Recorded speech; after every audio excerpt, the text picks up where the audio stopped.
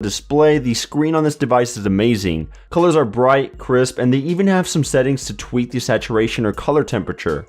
Where they nailed it is the Gorilla Glass 4 curving down to the chamfered aluminum, giving you a nice feel when swiping left or right on the edges. It's definitely a great experience when watching videos or playing games, so overall the display is top notch. 2. Battery and charging.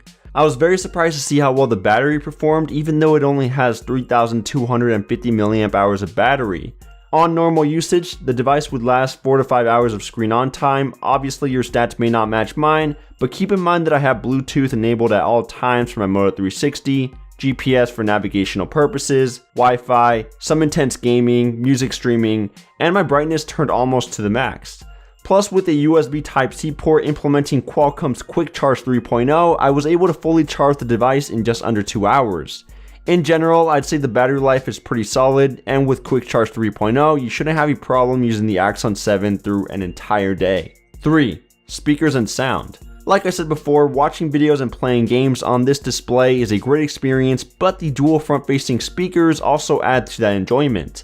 They get extremely loud and with very little distortion. Plus, with ZTE's Dolby Atmos feature, basically built-in digital audio processing, you get more of your surround sound experience.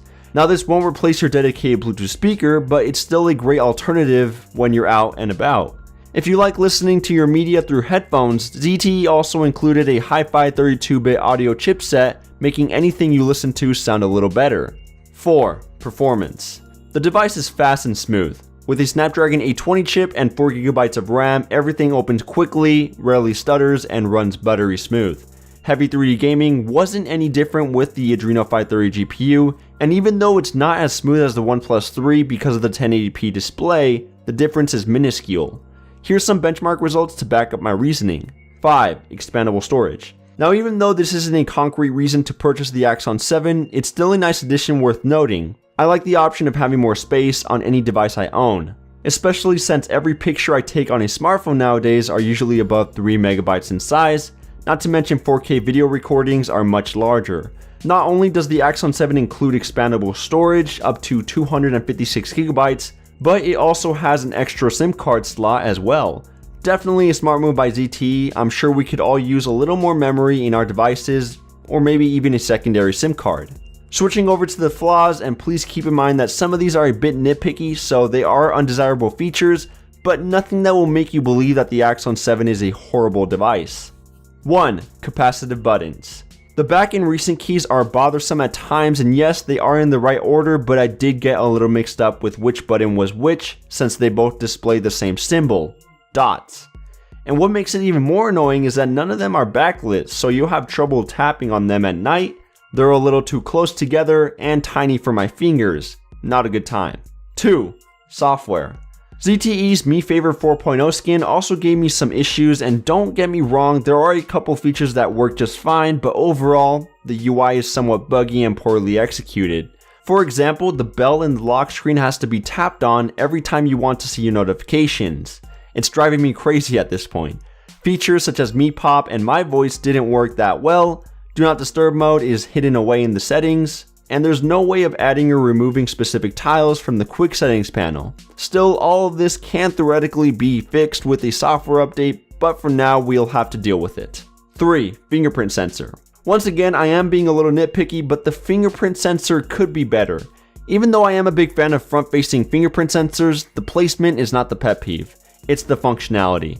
This fingerprint reader detects my fingers slower than most devices I've used in the past, and it rejects it too often, especially when your fingers are sweaty or greasy.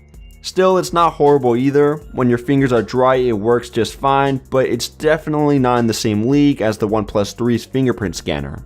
4. Camera in low light scenarios. On paper, the camera is very promising with 20 megapixels, a wide f1.8 aperture lens, face detection, autofocus, optical image stabilization, dual LED flash, and up to 4K video recording. Images do come out great in good lighting, but when it gets dark, the camera starts to take horrible pictures. Colors are soft, over-processed, and images get noisy when you're indoors, let alone outside. Plus, it was really tough to shoot a pic at night without the final result being a blurry mess. If you're looking for a smartphone camera that's at least a decent night shooter, you'll have better luck elsewhere. 5. This is definitely me being picky at this point, but I'd still like to point out that adaptable storage is not an option here for those looking to expand their system storage space with an SD card. Personally, I think 64GB is enough, but of course everyone has a different opinion and this could be a make it or break it issue for you. So just keep in mind that any microSD card that you plug into the Axon 7 will be a separate pool of storage space. So that's it for this video. Thank you guys for watching. If you enjoyed it, make sure to go ham on that like button. Check out AndroidPolice.com for your latest and greatest news on Android. Definitely let me know in the comments what you love and hate about the Axon 7 or even about your own device. We do read all of your comments. And with that, I will catch you guys in the next one.